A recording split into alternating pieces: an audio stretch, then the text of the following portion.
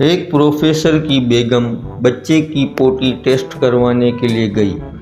Pathologist: madam, ये पोटी नहीं हलवा है। प्रोफेसर की बेगम: एक फ़ोन कर लूँ क्या? पैथोलॉजिस्ट: क्यों?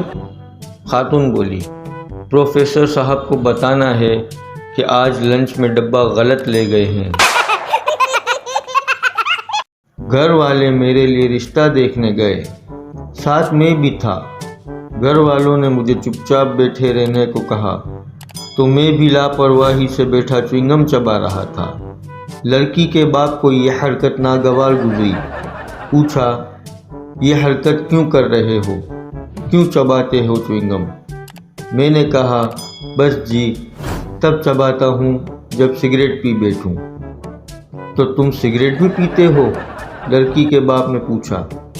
बस जी, शराब पीऊँ तो तब ही सिगरेट पीता हूँ। तो तुम शराब भी पीते हो? लड़की के बाप ने सवाल किया।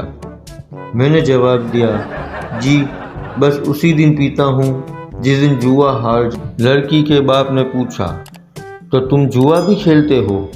मैंने कहा, बस जी, जब से जेल से आया हूँ तब से आदत पड़ी है। लड़की के बाप ने हैरत से कहा, तो तुम जेल भी जा चुके हो? मैंने कहा, बस जी, वो एक कत्ल हो गया था मुझसे। लड़की के बाप ने हैरत से पूछा, तो तुम कातिल भी हो? क्यों कत्ल किया था?